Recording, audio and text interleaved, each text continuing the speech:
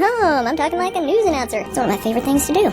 So this is just a simple true radio thing. You know, you just have to imagine. You just have to picture, paint it in your mind, won't you? It's an ordinary Berlin morning, circa 1930s, and the MC of the cabaret show is opening up the Kit Kat Club for the day.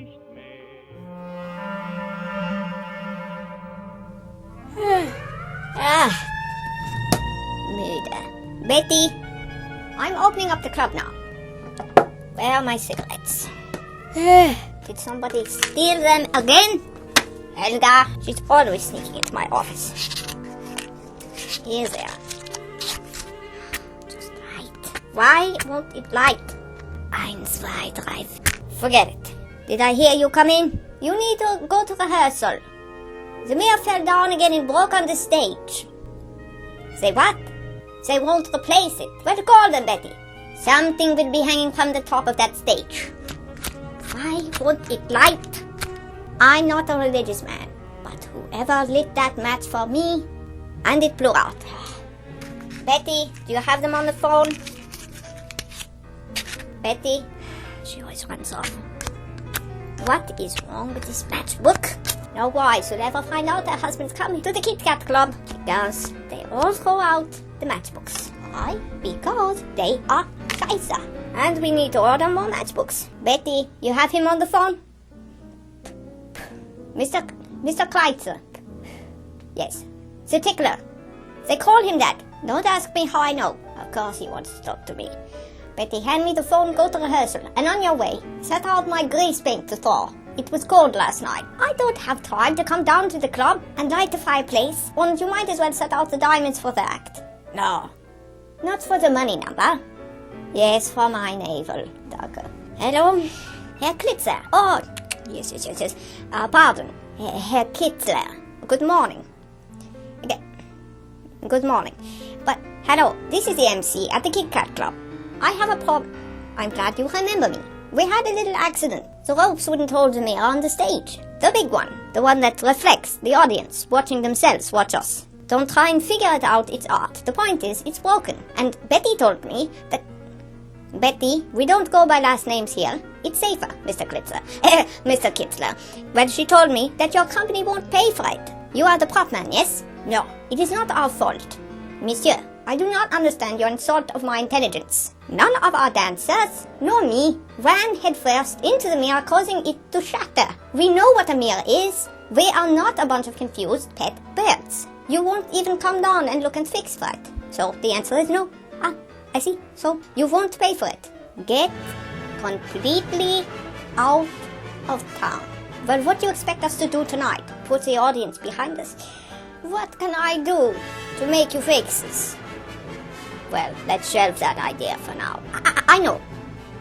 Why don't you walk from Berlin to China on your hands, and I'll meet you in the ocean just beyond. Can't swim? Tragic. Was für ein Idiot. People, may I have your attention, please? I need the waiters to talk to me about the phones on the tables. What are you doing? Otto, why are you using the phone? No, I don't want you to call me on the phone from one table to the next. That's perplexing. I'm standing right here talking to you. Betty? No, I don't need anything. But tell Helga. I know she was the one that moved my cigarettes. Otto, hang the phone up. Is this everybody? Just 2 of you? Only 2 waiters for this entire club? Well, when your little friends come back from the circus, you can tell them too that they work here. And as such, I would very much like to see them in the building. Preferably when we open. The tip of the day is this. If someone is still drinking or eating from their plate, their cup, their lap, do not remove it mid-chew. Yes, Otto, or mid-swallow. The point is our customers have grown a little weary of taking a bite of steak, only to find when they put down their fork, the plate is gone. There's snappy service, and then they're starving to death. And our patrons don't appreciate it. What is it, Otto? Would you please save your questions for the end of my speech? When I'm done talking. Yes, I finished. Go ahead. There you see. Did you hear what Otto just said, Gregs? This kindly giant wishes to make everybody his friend. But I think we all know that refilling people's beer and drinks for free would lead for us to go broke by the end of the month. The way he does it, we would be broke by the end of the day. none of your excuses. Of course he goes for champagne too. That's twice as much. Where did you go to school? There was no question pending. So, back to the phones. It is part of your job to answer the phones, see who it is, and direct the phone call to the correct table. Mrs. Schultz did not appreciate speaking to her husband's mistress. It upset her stomach. I don't care that they were only 3 tables apart, Otto. It's your job to make sure that they stay apart. They must never meet. It's also none of our business if Mr. Schultz pulled me onto his lap after the show. So, note to self, I must get a less attractive wig. Do not let the phone ring more than 3 times. 1, 2, 3. You see? Call me on the phone, Otto. Call table 5. We will practice. Don't come over here. Go over there and call table 5. If it was simple as to walk up, you could just do that and we wouldn't have phones on the tables. Now call. 1, 2. Hello? Kit Kat Club. Who is speaking? I picked it up on 2. No more than 3. Can you not count? Not 1, 2, 3. Up to 3. No more then. Case in point, if I was going to start slapping you in the face, I would only do it 3 times. But I won't. Now thank me and get out of my sight. Good. I have at least 10 minutes of peace before Miss Sally Balls. How are you today? Why are you gracing me so early? Oh yes, 15 minutes, at least 10. Traffic was good. You walk. What do you mean, what do I do with those 10 minutes? And what do you do with those 10 minutes? Yes, I would like to know. No, they didn't fix them in and they're not going to. What can we have behind us to reflect? I don't know. Maybe the brilliant minds that run this place. The waiters, who can't count. The prop man, who can't do anything but proposition. The artist, who is the beautiful enigma that she is, but always comes too early so I cannot properly set up her nest. Oh, you know I like fussing over you, Sally. You're one of the 2 most horrible people I know. Your garter belts got shrunk again. Heidi was trying to kiss up and she washed all your clothing and she tried to dry them. Hans, your hands, what are you doing? Your hands, Hans. Sally, where is she now? Why are you taking my pants? Your hands, Hans. You're pulling at my cuff, my pants. Ah, Sally, come rescue me. Please explain, why is this man Hans taking my pants with his hands?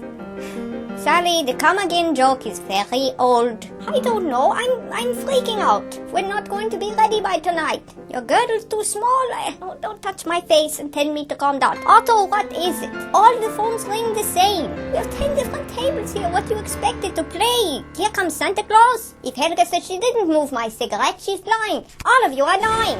All right, everybody hold it. I'm standing here without my pants for no good reason. And if... Sally, don't tell me everything's going to be alright. Because it's not. Alright. Let's pretend this whole morning never happened. Let's start from the beginning. First, please hand me my pants. Thank you. Thank you, Otto. The phones ring in here because people make calls. Greg's don't remove soup bowls while people are still eating them. And we have not, do not, and never will offer unlimited alcoholic beverages to anyone. No, not even the barbershop quartet people that come in with the bands on their arms. Sally, I am very sorry that your entire costume was put into the dryer. We didn't mean any harm. If it does not fit you, you are welcome to pillage my closet of costumery. Take anything you want. Except the navel diamond, as I will be wearing that tonight myself. I'm going to get a darker wig, because apparently Mr. Schultz enjoys blondes. And I do not want to find out if blondes, in fact, do have more fun. We would wheel the mirror from the wardrobe onto the stage to make do tonight. Tomorrow, when I have collected myself to Mr. Kitzler's office. Yes, Kitzler the tickler. And with all my charms on display, I will quietly come up behind him and drown him in his own ink pad until he writes us a check for a new stage mirror.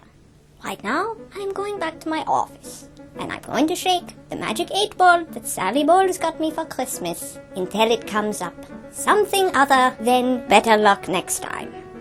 Understood? Understood. I smoke too much. I should put this out. No, Sally, I'm fine. But answer me this. When does the ventriloquist get here? His puppet's in the repair shop. Well, I have a few extra dummies around here. Good luck.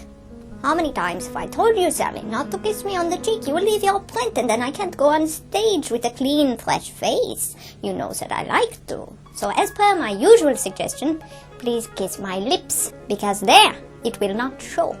Yes, I am a scoundrel. But I earn it.